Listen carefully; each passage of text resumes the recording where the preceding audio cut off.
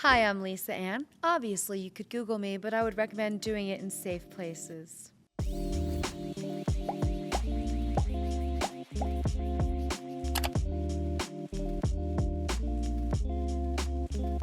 The makings of a good conversation really stem around being a good listener.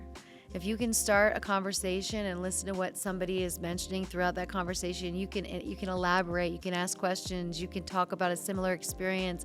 Maybe it's a travel, something that you both have done that you could share. But to have a good conversation has to go both ways. And I feel that a lot of times people aren't really listening. They're sitting in the moment waiting to say what they're going to say next, and they miss out on an opportunity to find something really special in what was going on the other side of that conversation that they can elaborate on and really enjoy. Worst job I ever had was being a agent. I will say that was the most insane job I ever had. When it comes to booking 10 jobs, I'll give an example. You really hoped 5 of them would work out. You knew 3 of them. You'd be chasing someone down in the morning. They'd be late for set. The first 2 hours of every day were spent having a director call you. Then you call your talent. Then your talent says they're 10 minutes away. Half an hour later, director calls you again. This goes back and forth. This is how every single day of your life starts. It was the only job where I had to have my phone on 24/7. It was the job that after that I said, I will never have a job where I have to have my phone on 24/7.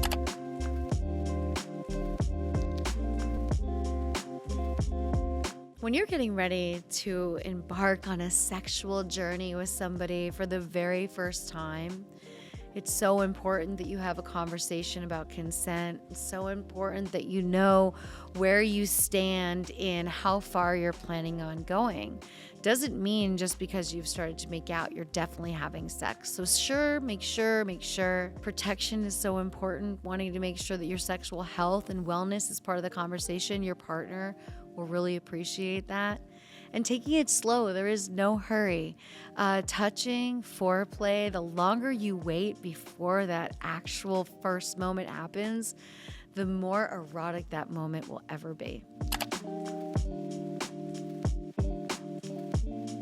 My dream podcast guest is Miss Sarah Palin, of course. There's no one I would rather sit in a room with and just chop it up. I follow Sarah Palin on social media. I visited her small town in Alaska in 2019 with the hopes of just crossing paths with her. I did not, but I still dream of it. She is the #1 podcast guest I would love to have.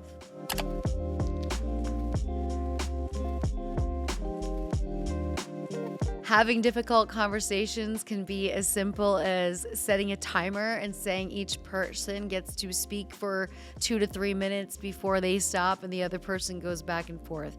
You can make it a sport that way. A lot of times one person takes too much of the conversation and doesn't allow the other person to finish.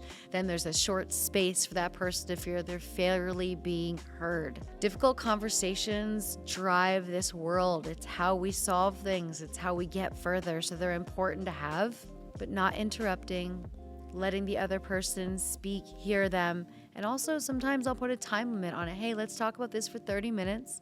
We're most likely not going to come to a resolution or agree, but we should both hear where each other stand on this topic and then go about it, never have to bring it up again. That can also be a way to start and close a difficult conversation. They're important to navigate. Find your space in them. You'll feel better after you have them, and your friendships and your business relationships will thrive once you make it through a couple of these difficult conversations.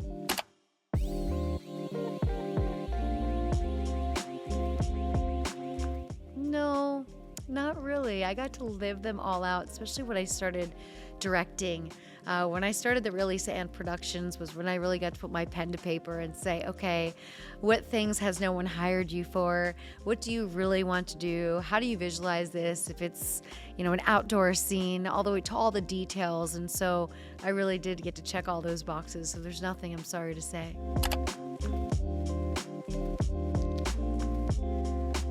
A tip to have good small talk is as simple as eyeing somebody up and down. I think in New York City, we are so much more used to having small talk because we're not in our car. We're standing at a corner waiting. We see something random in the street, we talk about it.